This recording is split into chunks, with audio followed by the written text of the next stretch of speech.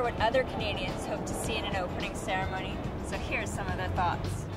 Well, you got to showcase the lumberjack in us, and something about camping and the outdoor lifestyle, I would say, is the best thing about Canada. I think we've come a long way by including the First Nations people. I guess I'd invite all the different ethnic communities out. I'd make sure that the different classes of people are represented, right from the bourgeois down to the dumpster diver level. Snow and snowboarders and, yeah, beavers. The planning of an Olympic opening ceremony is a big secret and one that takes 2 or 3 years in the making. So what's the big deal? Well, billions of people will be watching worldwide to see how the host country showcases their culture.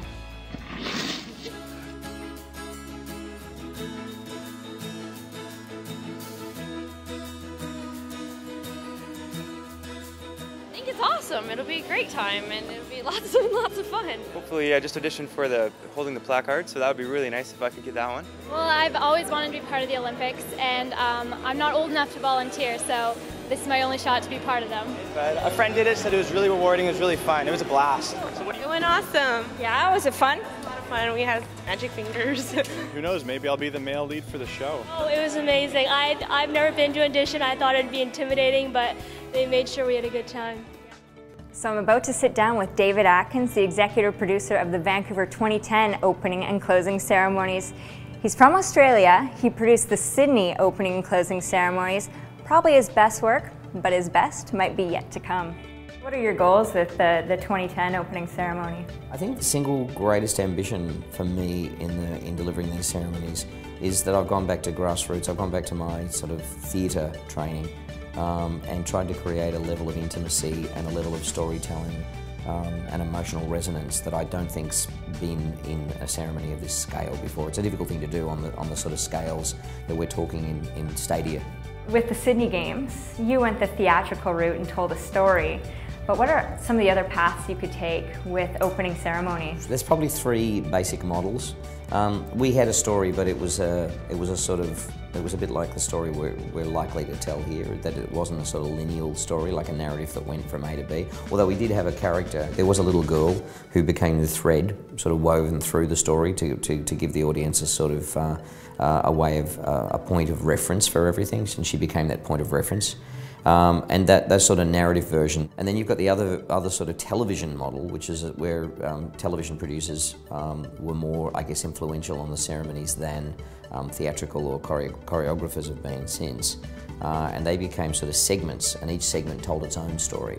So, and a good example of that is LA or Atlanta, where you had 8 or 9 different segments. They weren't necessarily related to each other. They didn't actually progress the story, but they gave you another insight into a part of the culture of the host city and country. But there wasn't any common thread. There wasn't any person. There wasn't any narrative. There was no sort of no through line as such.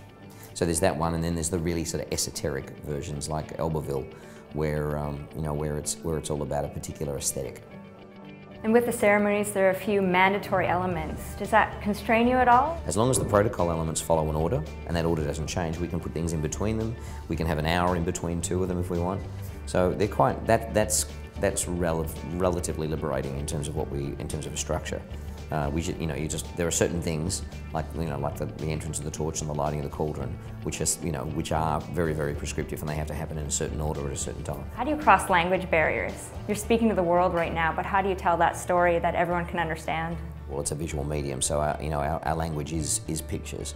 So and pictures are very subjective. Everyone's going to see them differently, but you hope that within the audience's perception of that picture, that they're going to pick up on some of what you're trying to convey, whether it's emotional or it's it's expositional or it's just thematic. What kind of research went into it? Although I have to say, I was largely uninformed about Canada when we started this journey.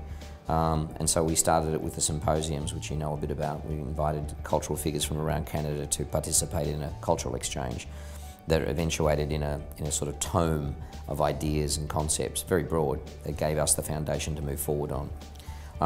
And we travelled the country extensively. I've been from here to, I've been on fishing boats off the coast of Newfoundland. I've watched the Aurora Borealis in Yellowknife. I've You know, I've chased bears in Lake Louise, and I've surfed in Tofino. I've been all over the country. BC Place Stadium, it's an indoor venue. Does that present any sort of challenges for you? Yeah, it does. The building, challenges and advantages. I mean, being indoors is an incredible advantage. The building itself, however, because it's an airlocked building, because it's an inflatable roof, means access and egress is only through 2 entrances. You can either get, and both those entrances are airlocked. And on the other hand, the venue presented us with all these opportunities that we wouldn't have if we were outdoors, because of the stable environment, because of the fact that there's no wind, because we can, we can hang things in the air, whereas in and have them there permanently, whereas in a normal stadium, you can't do that. Well, best of luck. Thank you. Look forward to seeing it.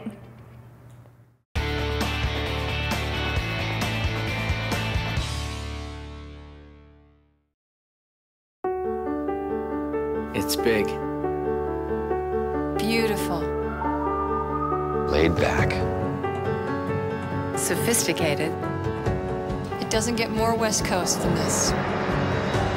Some call it British Columbia, Canada. But we call it home. British Columbia 2010. You gotta be here. To create your perfect British Columbia vacation, visit hellobc.com.